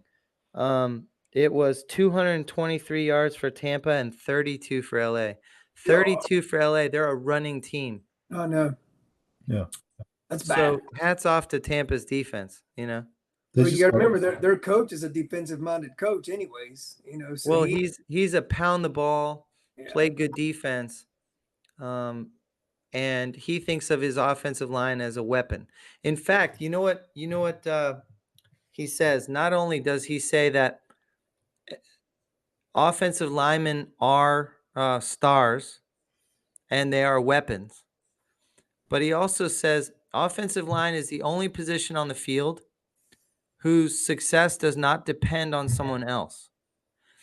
Like if you're whipping the guy in front of you, you're not counting on a quarterback to do something, or you're not counting on a wide receiver to do something. So for the offensive line to be winning its battles is the most independent position on the field. And everyone's dependent on you doing your job. So they're the most dependent on group, and they're the least reliant on others to be doing their job. Yeah. And that's how he explains it. Yeah, but so he's a huge lover of offensive line play. I think he became that as a quarterback. He just appreciated his line that's more. Why what you're saying is that's why what you're saying it makes this game even more surprising because he got absolutely blasted. That is what makes this surprising because, I mean, what does he do with his first round draft pick this year? He picks a stud lineman. That's not surprising because he believes that he picked the best weapon in this draft. That's what he believes. Because you get a stud lineman, you have a guy who's going to win his battles and make your quarterback look really good. That's right. And look, going back to Tom Brady, look at his offensive line most of his career. Yeah. Dude, he had an amazing offensive line. He could sit back there. He could make a sandwich back there. He had so much time to throw the ball. He did. He would stand on his spot, and that was his spot. And it took a really great defense like the Giants and like the Ravens and stuff to put him on the ground or whatever. But Tom Brady's offensive line was out of this world. Literally, it was out of this world. If you go look at most Super Bowl champions, their offensive line play was well above average. Yep. It was usually superior, but not always, but usually. If it wasn't superior, then something else was superior in its place. This also, Rob, was in Los Angeles. This was a home game for the Chargers, and they get blasted like this. And they're supposed to be a playoff team. Yeah, and like I was telling you, Baker Mayfield again, man. This is a guy, and this is what I think the guys, his team love him. That this guy will sacrifice his body to win a game and for his players. And when they see a quarterback willing to sacrifice himself like that, they're going to play for you. It's true. And because they're going to sacrifice themselves for you because they're seeing you doing it because he's playing hurt. I No, mean, his ribs haven't been normal for a long time. He's been an absolute stud this year. There's just no Yeah. doubt about it. Yeah. That 223 yards to 32 rushing is a big disparity, but there was something comparable in terms of time of possession. And one thing I've been really impressed with the Chargers lately has been their defense. And when they're having to be on the field 36 minutes to the Chargers having it offensively 23 minutes, that's a pretty big disparity where their defense is on the field getting worn down more than normal. And so I think they struggled. They struggled. Yeah. That's right. Because they got tired. So one thing I wanted to point out to you guys, out of these 10 games we're looking at here, only 2 out of the 10, the home team won. And this is a pattern I've been kind of tracking to see if it was real. And it's happened a couple of weeks in a row now where the road teams are actually having more success than the home teams. And I'm trying to understand why, because I've always considered it to be a pretty big advantage to be at home. And it doesn't seem to be so this year. Any theories there? No, they're just visiting team is just being better. I don't think it has to do with home or away, but I think this week the better team was the visiting team almost always. And there weren't that many upsets. I mean, the better teams won. So it's just chance that this happened to be a week that I think it kind of was chance. I think the better teams won. It's not always that, like for instance, the Lions were predicted to win by 2.5. That was the line. But let's face it, they're banged up and the Bills are playing hot, awesome football right now. So I don't think that's an upset. Like, I'm not calling that an upset. I think that's two heavyweights going at it. One was a little dinged up, and I'm sure the Bills were dinged up too, but Josh Allen played great, and they ran the ball. James Cook had 105 yards and 2 touchdowns. He made them pay. So, other really, than that, all their young guys are coming up big. You had Coleman coming up big. You had Shakir. All the Bills guys are really coming up big right now. So, yeah. But if you step back from it, I don't think there's any pattern with home versus away. Yeah. Well, let's talk about the Eagles and Steelers. This is the battle for Pennsylvania. This is another game that felt like a playoff game between two really good teams. Yeah, Eagles definitely dominated this game. Steelers had been really hot, but this didn't even feel close to me. I mean, I watched almost the entire game, and the Eagles were clearly the better team. The Steelers looked very flustered. Couldn't get anything done. Couldn't get their running game going. Had a couple turnovers. Any thoughts about this game and why it was such a domination? Really could have been a bigger margin. Well, the Eagles are hot right now, man. I mean, and plus their coach, probably got on them out of that game when they played against the Panthers. They probably got on them. It was like, how can you let a team like that keep you out from being who you are? You know what I'm saying? Mm-hmm. So they got a good cussing out in their dressing room. For sure. And they knew who they're playing. The Steelers. Steelers is not some type of just ordinary team. They got a great defense. You got Russell Wilson that's playing out of his mind right now. And they're hungry. The broadcasters on this game said that they believe the Eagles have the best offensive line in football. Mm-hmm. And they say they don't think it's close. And by the way, that's without Jason Kelce, who retired last year. Interestingly enough, this entire game, every time it got down to 3rd and 1, 4th and 1, they did the tush push, and they got every single one of them. Mm-hmm. They were 6 for 6 on the tush push. That's just so demoralizing for a team like the Steelers, who's trying to stop these guys from going into the end zone.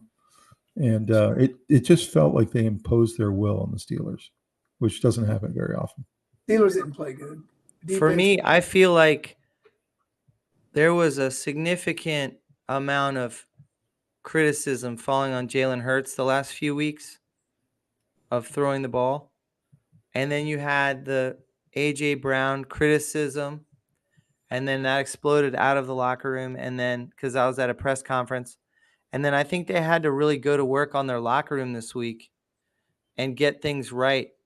And I think if you look at the days that A.J. Brown and Devontae Smith had, they were pretty impressive. they came out with a purpose. They wanted to get all that narrative off the front pages, and they wanted to show that Hurts and I are good, And so if you look at it, Hurts had 290 yards, 2 touchdowns, no picks, and he had 45 yards rushing. That's a good game for him.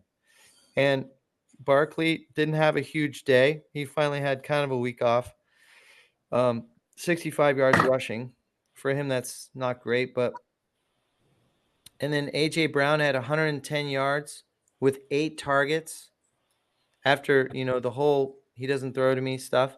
And he had a touchdown. And then Devontae Smith had 11 targets for 109. So I think Hurts had a purpose when he came out in this game. I'm gonna throw to those guys and get this whole narrative off the front page. I agree. Do you know when this all happened last week with A.J. Brown, I really thought it was going to hurt the Eagles for a while. But apparently they had some closed door I'm sure. meetings this week. It just by looking at how they came out today. They had meetings. They came out fired up because they seemed very unified. He seemed totally into the game, and they just blew him out. And that crowd was losing their minds. Yeah, it's true. They were just losing their minds during. This was an extra sauce game because it was the battle for Pennsylvania and 2 playoff teams. So, yep. Henry, there's some statistical things that were noteworthy. 26 first downs for Philly, 10 for Pittsburgh. That's a big discrepancy. 26 to 10. Time of possession 39-20. So you're doubling the amount of time. So the Steelers D was getting tired. And yardage was 401 to 163. Gotcha.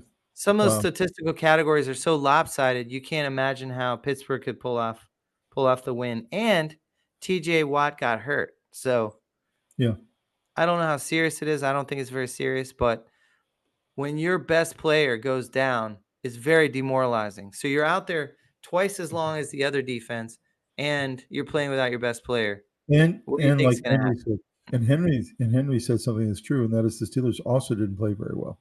You could just tell they were kind of flat. Yeah, they were kind of flat, demoralized without TJ Watt. Eagles were kind of pissed off, Mm-hmm. They were a chippy group. So I don't see how the Steelers could have really won this game in those circumstances. Yep, I 100% agree. Well, I'm sure, Henry, all the people down with Jeff Reed down at Carolina Steel were not real happy with this game. But call out to them. Hope you guys had fun today, drank a lot of beer. Don't get me wrong. I think the Steelers bounced back. I just think it wasn't their day. No, it wasn't. I could tell. It was not their day at all. Next game we got was a really strange game. First half, actually, the Colts were winning, and the Broncos looked really poor in the first half. Bo Nix was definitely not on his game. He wasn't playing well. And then they had this crazy fourth quarter. Every time I looked at the scoreboard, about every 5 minutes, Broncos were scoring another touchdown, and they just kind of ran away with it. Yeah. It was kind of a tale of two halves. Any thoughts on this one? Well, I mean, the Broncos are a heck of a team, and they're a scary team, man, to be honest with you, defensively and offensively. I mean, Sean Payton, is actually showing everybody that he knows what's up. You know what I'm saying? Because at first they're like, nah, he's terrible, blah, blah, blah. I mean, look at the team. They're good. I think they're good, but it still feels like they're trying to find themselves. Like in the first half, they just looked kind of listless in the first half. And I think his coaching kicked in, and Bo Nix started making some plays. But I don't know. I don't think they've reached anywhere close to their full potential, the Broncos. They're still trying to figure out what they are. And, just played a not too great Colts team and took the game. But I don't know. I think the Broncos are going to improve this year and next year because they're still trying to find out who they are. Yeah. I think it was an interesting game. I think that the first half, the Colts looked like they were going to play today. And Nix had 3 picks, so he made mistakes. Yeah. But if you look at kind of what happened, the Nix threw to 11 different receivers. which is a lot more than normal. He was really mixing it around, and he was playing well. Like he kind of came out of that funk and was spreading the ball around so that your defense just doesn't know where it's going next. And, if you're always going to the same guy, your offense just isn't as effective because you start to go to cover 2 or just doubling that guy everywhere he goes. And then your offense starts to get more predictable. Second thing is the Broncos defense is legitimate. They are awesome. I mean, I think they're underrated. They had three fumble recoveries. One of them was for a touchdown, 2 sacks, and 2 interceptions. That's a nightmare to play against a defense like that. Yep. I agree. Their defense is really good, man. It's really good. They have the best corner in football with Surtain, and they just have talent at every level. And they're playmakers. They get a lot of picks, a lot of turnovers. Yeah, they're kind of ball hawks, They're ball hawks. They hand the ball to Nix in really good positions. Mm-hmm. So even though he's a rookie and he's still learning, he's making mistakes. 3 picks today, not his best day.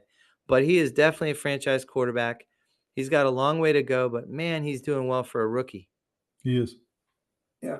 He is. He's got a good team surrounding him. And I'm with you guys. They can run the ball and they can play defense. And if you can do those 2 things, you are probably a playoff team and you're really a contender. I wouldn't want to play them right now. Yeah. I mean, they need a few pieces in the draft coming up, but I think they're going to be good for a while to come. So this next game was the game of the day.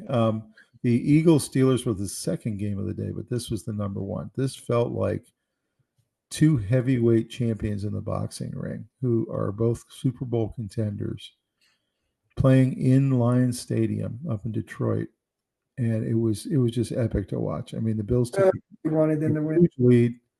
huge lead, and then the Lions stormed back in the fourth quarter and came really close to actually tying this game. But what do you guys think about this incredibly epic game? And I can't even imagine what their ratings were because it was just touchdown after touchdown all over the place. Well, it definitely showed that both defenses couldn't stop neither one. There was no defense. It's like a video game. But, Josh Allen played out of his mind. But I also thought Jared Goff played out of his mind. Yeah. It was just one play. It was one play, I think, that hurt the Detroit Lions. Well, the missed field goal, I think, really hurt them because, I think Buffalo went down and scored their field goal. And I think that hurt the Lions when they missed that field goal. They definitely lost another defensive guy that was a really bad injury. I mean, they didn't show it again, but they said it was a horrendous ankle injury. They took him away on a cart, and he went straight to the hospital. Mm-hmm. Tony Romo said that this is pretty much that it wouldn't surprise him if we saw these 2 teams in the Super Bowl, which I think that would be a really good Super Bowl too. It'd be an offensive Super Bowl. I actually said 2 Very weeks offensive. ago. I said 2 weeks ago I thought these 2 teams are going to the Super Bowl. I said that 2 weeks ago. So, but I will say this, because the Lions coach, he's really funny when they ask him, what'd you learn today? And he's like, I didn't ever learn anything from nothing. I will say this: if they do play in the Super Bowl, the Lions will definitely play a lot better, and I think their defense is going to play a lot better, and they will keep Josh Allen from being Josh Allen, especially like in the second half. They will definitely play them differently because it's NFL. Is what they do. What is so crazy about Josh Allen though is he is a guy who's a gunslinger. He's a guy who can be a pocket quarterback, but he's also Cam Newton. He's actually like 3 quarterbacks in one. In that fourth quarter, he was taking the snap, and then he was doing end-around sweeps to the right, giving them an extra blocker, essentially, by doing that. He becomes a running back, and they couldn't stop him.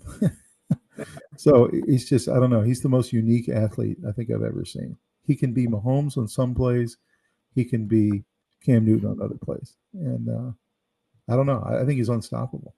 But at least right now. You gotta remember, but there's a lot of times that you've seen in the past when Josh Allen plays bad. Woo, he plays bad. Yeah, I know, but see, he's got really the first 5 seasons of his career were like that. He would throw inexplicable pick after inexplicable pick. Right. You'd scratch your head because you knew he was so talented, but he's gotten rid of that this year. He doesn't do that this year. Yeah, he didn't have any turnovers in this game, right? Yeah. He Yeah, just no plays. picks. He plays flawless football by throwing less. That's what he Yeah. does. And I don't think he got sacked either. Right. The No, one there's thing zero sacks. Yeah. the one thing I noticed in this game, the Bills and Lions, neither one played good defense. However, the Bills defensive line got pressure. There was a lot of points in this game where they were getting significant pressure on Goff and making him throw it away before he wanted to, especially in the first half. Yeah. I think that fumble was pivotal. And the Bills played clean. Detroit gave up the ball. Detroit gave up 3 sacks, which is a little uncharacteristic for that offensive line. If you think about it, the quarterbacks both played lights out. They did. Goff had 4 touchdowns, and how many yards? Goff had 430 yards and 4 touchdowns, and that's insane. Allen had 362 yards with 2 touchdowns, and honestly, and he had 2 rushing. Look at the total yardage, and he had 2 rushing, and he had 69 yards rushing. Yeah. The total yardage, 560 for Buffalo, 473 for Detroit. Just very little defense. Both quarterbacks played great. I would love to see this Super Bowl, to be honest, because I think with both teams getting a little healthier, Detroit would run the ball much more effectively. Yeah. Jahmyr Gibbs only had 31 yards rushing. He's a superstar. Yeah, he is. It's true. He's a superstar. Yeah. So you need to make him more of a featured back than that. Granted, he did catch 62 yards receiving and got a touchdown. He had a great touchdown in the fourth quarter receiving. Yeah, he did. Yeah. But you need Gibbs to have, instead of 8 carries, you need him to have 25. And you need them to chew up more time so that the other team's not going to put up 48 points.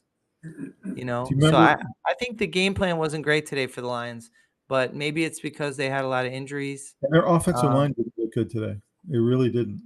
I think they had some injuries on the offensive line. I'm not actually sure about that. I know their defense is really banged up, but maybe their offensive line had a few. I wouldn't be surprised if I read that they had a couple linemen down because the their Bills offensive line didn't play as well as normal. The Bills had 2 starting offensive linemen out. So, I mean, both teams really are not full strength right now. So imagine the Bills getting 48 points with 2 linemen out. But the Bills did rush pretty effectively. So yeah, they did. James Cook was great. Yeah, this he got was 105 yards, game, 2 touchdowns. If you're an NFL fan, this was like the ultimate game. It was so good. Game of the week. It was great. So in terms of other games coming up here, we have playing right now, Packers, Seahawks at halftime. It is 20-3 Packers. Oh gosh. So they're kind of rolling up the Seahawks right now. And then tomorrow night we have a really nice double dip. We've got the Vikings, Bears, and we have your Raiders playing the Falcons in oh joy. That's gonna be fun. Falcons are gonna score. They're like, we're just gonna score at will on these guys. It don't matter. I don't know, man. They're putting a lot of pressure on Cousins. He's making so many mistakes. Raiders might be able to get that one. He's gonna recover. And then the Vikings, I think the Vikings will beat the Bears. So what's really interesting is the Lions have been winning the NFC the entire year, and they're now sitting at 12-2, along with the Eagles who are 12-2. If the Vikings beat the Bears tomorrow, which I expect them to do, they'll be 12-2. So all of a sudden, you got 3 teams sitting at the top of the conference who can all be the number 1 seed. Wow. So you talk about a really important 3 weeks that are coming up. This could decide the whole thing. Who's going to have home field advantage the entire playoffs? This will be really exciting to watch. Yeah, I'm really looking forward to it. All right, so this is what the playoff picture looks like right now. Detroit sitting in the prime position, so is Kansas City. Philly would be 2. Seattle would be 3. Tampa 4. And then, of course, Minnie 5 and Green Bay 6 because they wouldn't be a division winner. And then Washington would sneak in as the 7th seed on the NFC side. On the AFC side, you got Buffalo would be the 2 seed, Pittsburgh 3, Houston 4, Baltimore 5, the Chargers at 6, and then Denver sneaks in as the 7th seed. Any thoughts on the overall playoff picture with 3 weeks to go? Now that I'm looking at it. I can't wait for it. Yeah, same here. Doesn't it look like a smorgasbord on Thanksgiving meal? It sure does. Looks like a lot of great games. I feel bad for Denver having to play Buffalo because I think Denver could beat a number of the other teams. I think so too. I agree. But it's because they're in the wrong division. They're in Kansas City's division. So I don't know. The Buffalo's defense, Denver's defense is pretty good. Yeah. It's going to cause problems for Josh Allen. Yeah. Probably. Definitely a lot of problems. Pittsburgh, I can definitely see them taking out the Chargers. Washington and Eagles. Whew, I don't know. The Eagles are hot right now, man. That's wild that you have an in-division matchup in round 1. I don't like that matchup for Washington. Not right now. No. Eagles are playing too well. Baltimore, I can definitely see them beat Houston like they did. They're going to be Houston. I can. Yeah. Now, the Vikings and Tampa, I don't know, man. If Sam Darnold has a bad game, Tampa Bay will take him out. I like the Vikings in that game.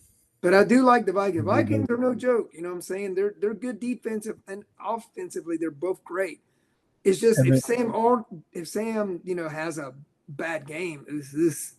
And then as they're proving tonight, I think Green Bay's the better game in the Seahawks. No, yeah. I think Darnold's only had one really bad game this year.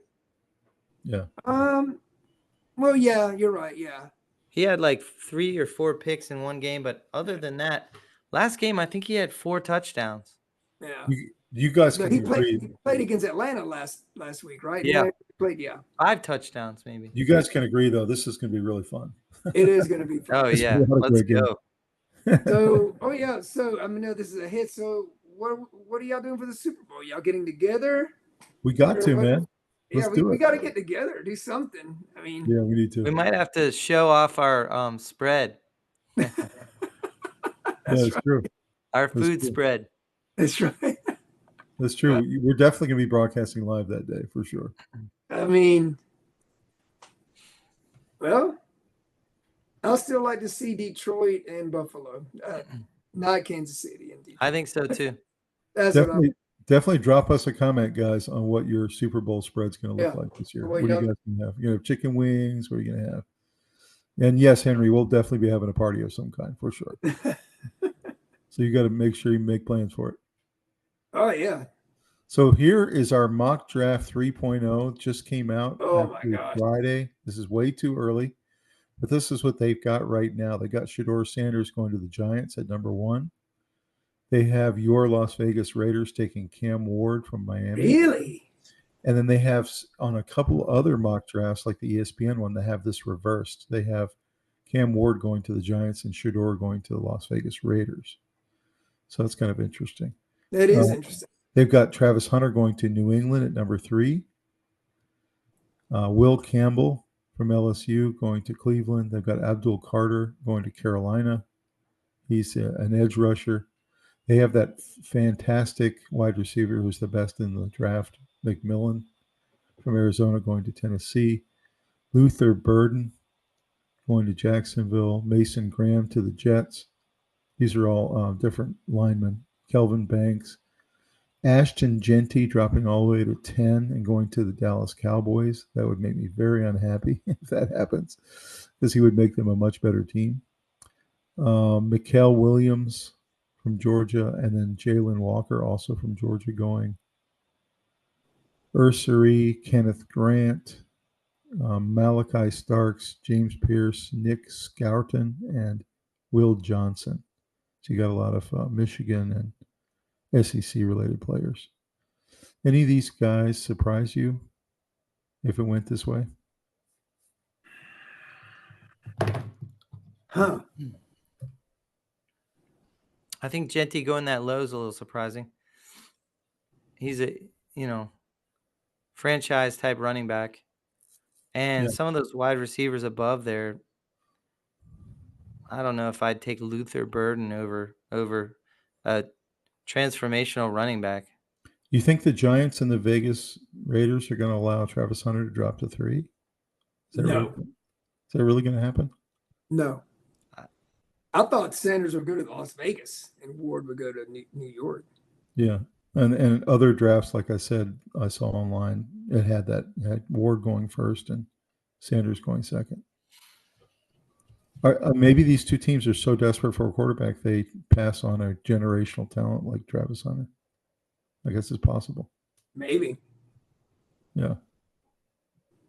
I mean, the Raiders' problems is not receivers. I mean, they got those great tight ends, and they need a quarterback.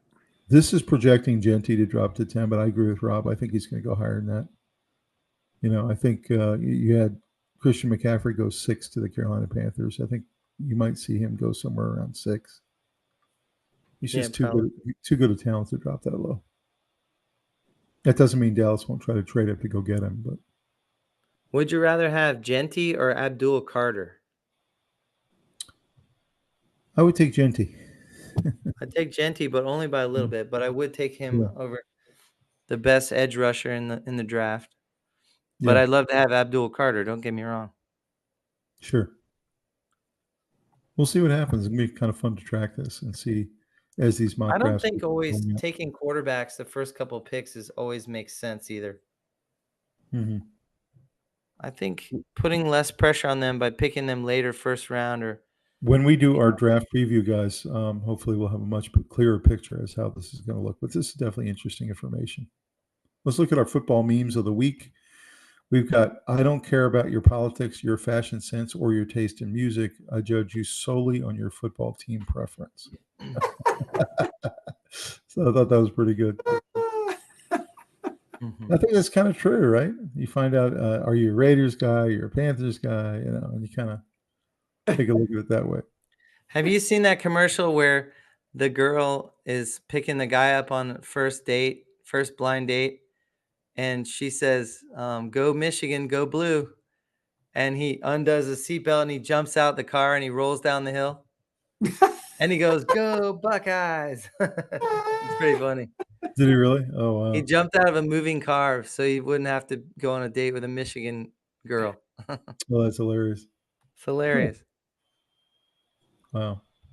So next one we got is, dearest neighbors, please do not call the police. It's not domestic violence or a wild party. It's football season, and that's just me screaming at my TV. That's me. Do not call the police. I love that. That's me right there, boy. That's you. That's Henry. When the Raiders are on. What are you doing? What is wrong with you? Come on, O'Donnell. The next one is my pick for the Super Bowl. I'm going with Notre Dame. He always picks Notre Dame, no matter what. Yeah. What about Notre Dame against the Chiefs? I'm picking Notre Dame. Picking Notre Dame. I love that. I love him though. He's great. He's a little biased, This one's pretty funny. The Cleveland Browns leader in touchdowns this season is Rodney McLeod. Rodney McLeod plays defense. Doesn't that kind of say it all for the Browns? He went to Virginia, by the way. I know. Think about that. Their number one scoring player is a defender. My absolute favorite Deshaun Watson is Deshaun Watson's such a bad football player that he's a better person than he is a football player. Oh, that's terrible. I love that. That's cold. That's cold. I think that's cool, man. He's a better person than he is a football player. This one was pretty funny. Robert Saleh in his living room watching Aaron Rodgers throw game-losing INTs for the second straight week. That's Robert Saleh. Oh, man. That was a good one. You remember that movie, Henry? Fantastic. 300. Yeah, 300. Robert Saleh. As he's watching Aaron Rodgers. That just made me laugh the best out of all. Yeah, he got scapegoated out of there, man. Yeah. He was the best coach that was in that locker room. It wasn't him, yeah. This next one is someone proposed the idea of having whatever team loses the London game has to stay there and play there next week, and it's genius. You got to win your way back into America. I like that. So you got to stay until you win. That's funny. Pretty good. This one, we have to call it a touchdown. He's on my fantasy team. That's pretty true. I wonder if some of those guys are playing fantasy football and just don't tell anybody. That'd be interesting. I bet they do. This one's real women watch football and cuss the hell out of the players and the refs. Yes. That's a real woman right there. That's the shirt right there, boy. And cuss the hell out of the players and the refs. Yes. Get a good cussing out. Pretty good. This one was the best. This is reason 2,147,000 and why Florida is more attractive job than Colorado State. Am I right, Henry? Yes. Yes. Florida's a much more attractive job for sure. Or you got to put Belichick in the middle. Belichick recruiting young recruits. All right, you guys want to go watch some of these 30-second clips, some of the games? Sure. All right, let's go to it.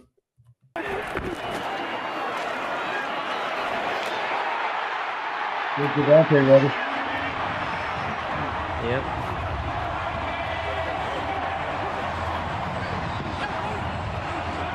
That was almost like a natural pick. You see that? How he kind of slides across?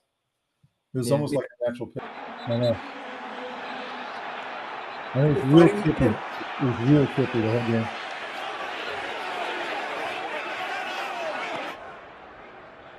I think this is becoming a trend. I think there's going to be more fighting in both leagues. I really do.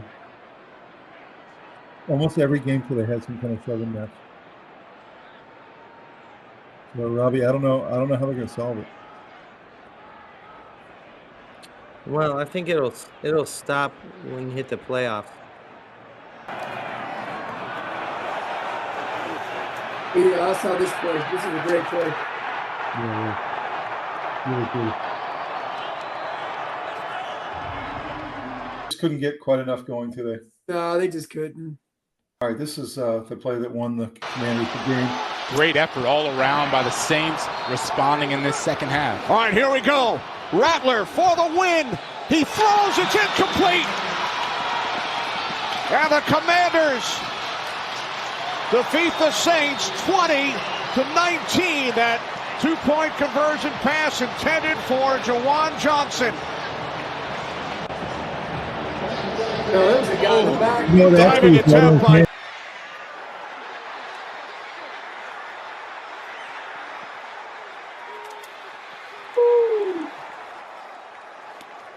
You're right, Robbie. He had a really solid game today. Yeah, he looked great. He looked like the superstar he's supposed to be. Their first 30-second timeout. Please reset the game clock to 1 minute and 8 seconds. Yeah, it goes brief off. Man, Connor's a great bet.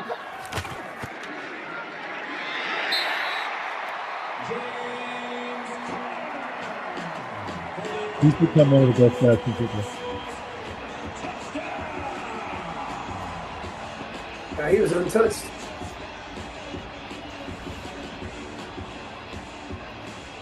I'm pretty happy about having him on my fantasy team. Are you?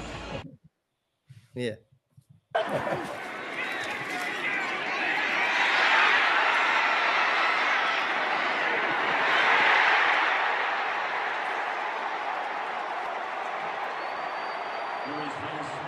He got hurt. Oh, Yeah, it wasn't good. So Hey, Henry, Tom, you know how many points Devontae Adams got me? how many? 44.8. Oh wow, Yeah.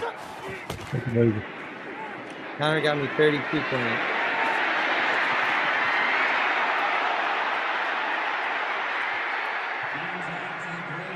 Watch this play. It's crazy. He gets stripped right there. Ball goes into the end zone. Offensive lineman picks it up for a touchdown.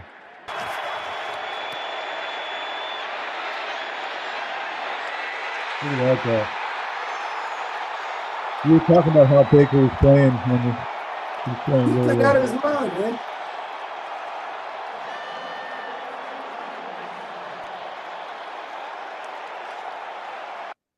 This was the only big play. Rams start this drive from the 33 and private parts. Stafford going deep downfield, and he's got Nakua to the 16-yard line. Literally was the only big play. Got freebie. Travarius Ward, biggest play of the night. They finally picked the right time. Little play action, little flash of it. Actually, they catch him in a blitz, one-on-one, and boy, does he get behind Ward. It's been such tight coverage on the back end. Oh, yeah, I saw this touchdown. Look at that. Really speaking it.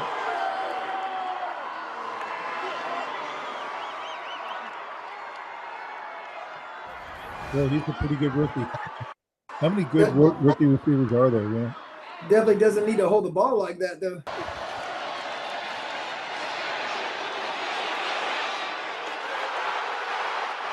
Well, he took a shot, but he kept on into the end zone.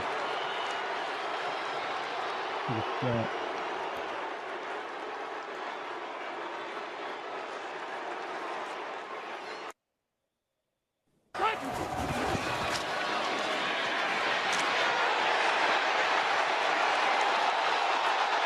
This is the 10 turnovers, Robbie.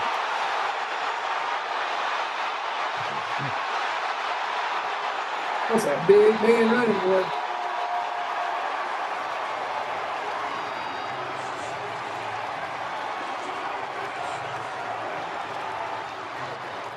He stiff arms him to the ground.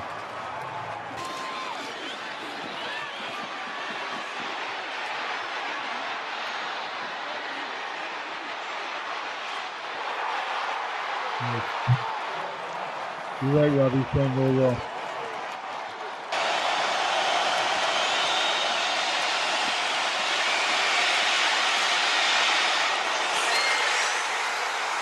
Nice. That was a good catch. He's a Pro Bowler. That was a great catch. By the way, you know who had a great day today was Malik Washington. It was huge show. Malik.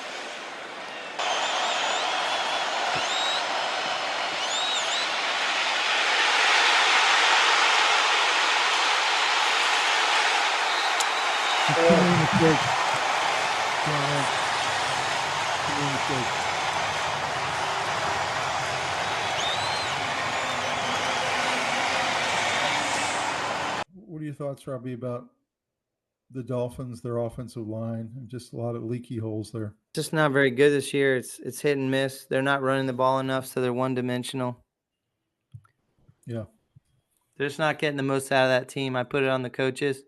I think they can do better. Well, Robbie, we are to your segment, the mailbag segment, and news. Yeah, let's do some news. I got the best. A couple of things happened this week. Hopefully everyone has heard, or maybe they haven't. The Marshall Thundering Herd had to opt out of their bowl game against Army. Did you hear this? No. They had more than 25 players jump in the portal because their coach is leaving.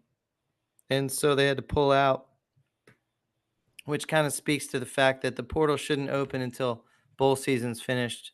So they pulled out, and Louisiana Tech's going in. But it's an interesting problem that is emerging, and that's that tons of players are going into the transfer portal.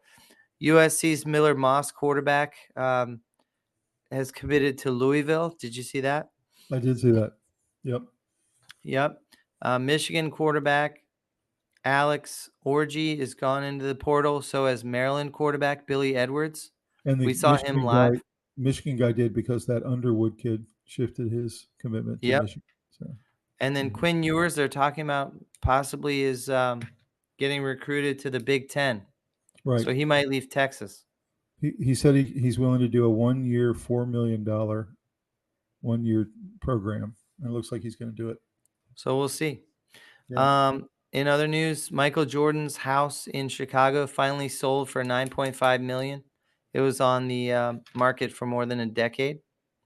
Wow. And there are reports that have come out from Bill Belichick's inner circle that he actually wanted the Jets job.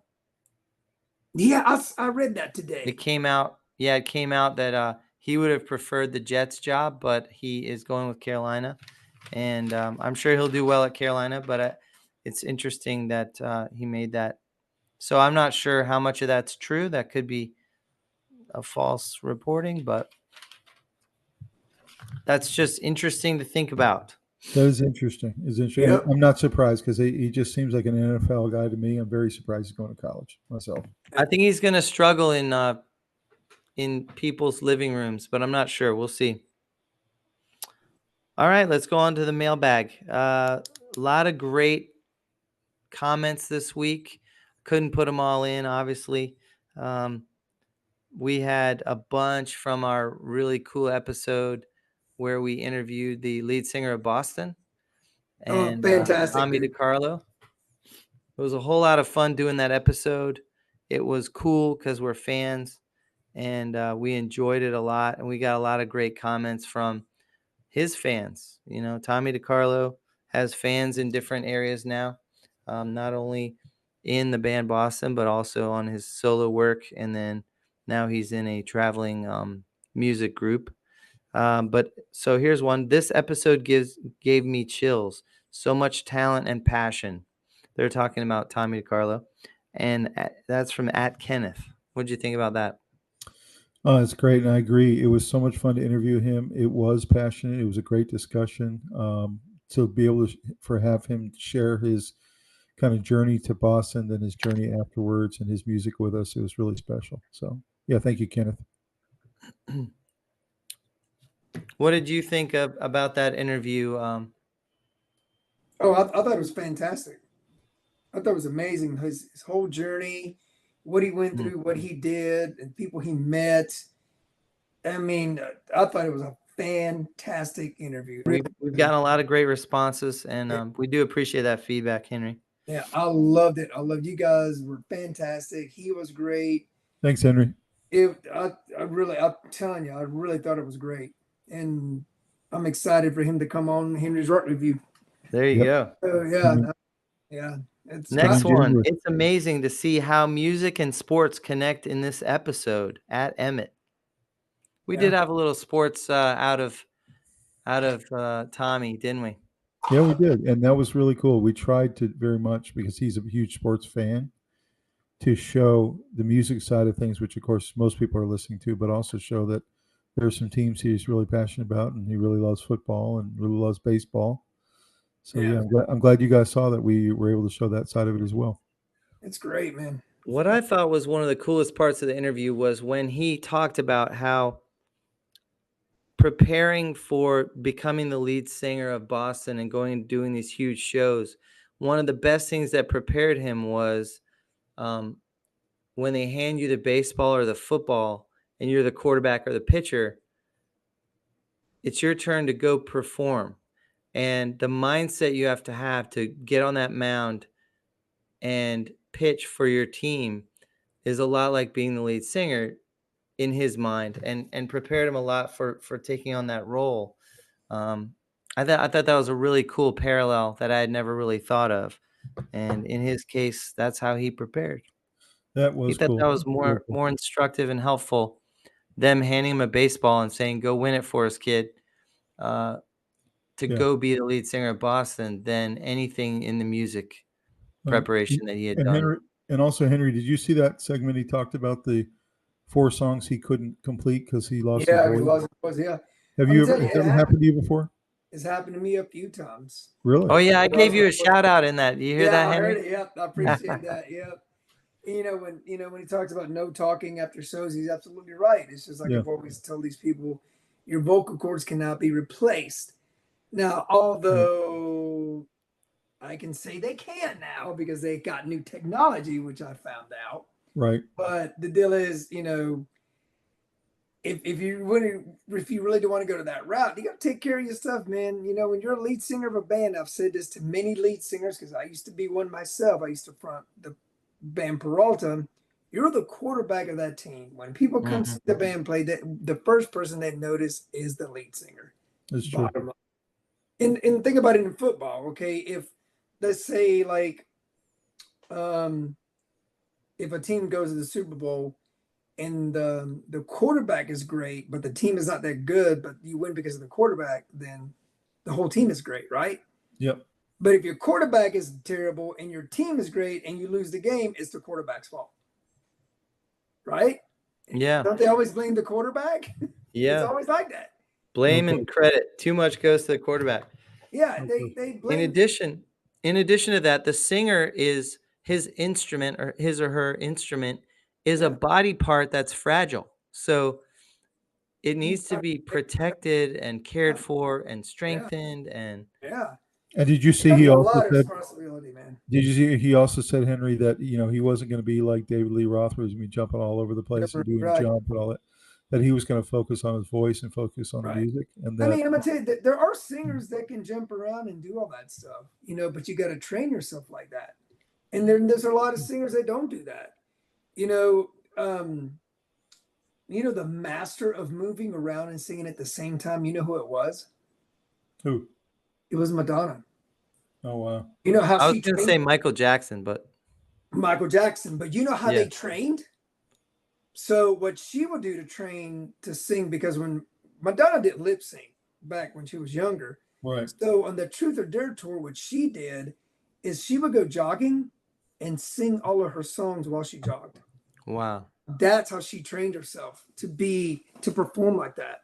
That's amazing. And Michael Jackson danced the whole time while he was singing. So he prepared, and even Madonna lost her voice too on that Truth or Dare tour. She lost her voice. She couldn't sing for 10 days. Wow. They told her no talking, no singing, nothing, 10 days. That's it. Vocal rest complete. And they had to cancel 10 dates. And that was like her biggest tour. That's amazing. Of course, she made it up, obviously. But I mean, you know what? I never heard of Michael Jackson losing his voice, though. Right? No. Exactly. I never. Yeah, but she did. I think he spread his shows out in a very professional manner, in a wise way, to give himself rest time. And well, I mean, he was playing stadiums, and she wasn't playing that many stadiums. He was freaking playing stadiums. So I get. You're not gonna play stadiums on that many Tuesday nights. No, you can't. No. Yeah. Yeah. This episode is a must-watch for Boston and DeCarlo fans at Harrison. Yep. So just kind of another view of they feel like if you're a DeCarlo fan or a Boston fan, you should check out this episode. No doubt. No doubt. It was fantastic. No doubt. I agree. We've had so many great comments, so many great views, and everybody telling us how great the episode was. We really appreciate it, everybody. And it's really because they have a lot of admiration for that person. He's a very humble star, very humble, super talented singer, and humble beginnings. He came from Home Depot and upstate New York, a real normal guy playing sports. Like, we can all relate to that kind of stuff. I've never worked at Home Depot, but I can relate to people who have, because that's the kind of job I would have done, or something along the lines. Right. No question. Well, thanks for the mailbag segment, Robbie. So, Henry, tell us a little bit about Henry's Rock Review. Give us a plug. All right, so Henry's Rock Review is going to be on this Wednesday. We're going to have an amazing band called Euphonic. Tom has definitely settled this up, and these guys are fantastic. They do a lot of 90s music. Each individual guy is super nice, very talented. They're a hot band here in the Carolinas. So you guys got to tune in after we do recording. And also, I think Thomas is finishing up. We just did Journey Escape album, and Thomas is putting the finishing touches to that. Are you doing any traveling through history this week? Yeah, I'm doing one tomorrow night on History of the Gladiators, and an actual movie review of Gladiator 2, which I saw last night, and it was fantastic. And so I'm looking forward to telling you guys all about it. Nice. Yes. I can't wait to hear. And guys, later this week on Sports Guyz, Rob and I are going to be meeting up with our buddy Luke again. And we're going to be talking about the college football playoff bracket, the 12 teams. We're going to do a deep dive into each of the 12 teams. And then we're going to make our final prediction on who we think are going to win each round and go all the way and win the whole thing. So be looking for that episode a little later this week. Sounds good. All right. Good stuff to come, too. So many good things coming. So, guys, thank you so much. Please like this video, subscribe to the channel. Thank you, Henry Peralta. We'll see you on Henry's Rock Review. And for having me. I love you guys. Man, we got Henry, you're some the man. Thanks for coming on. we got some great playoffs and football games coming up, so let's enjoy it. Yep. And get ready for Christmas, everybody. Merry Christmas. Right. Merry Christmas.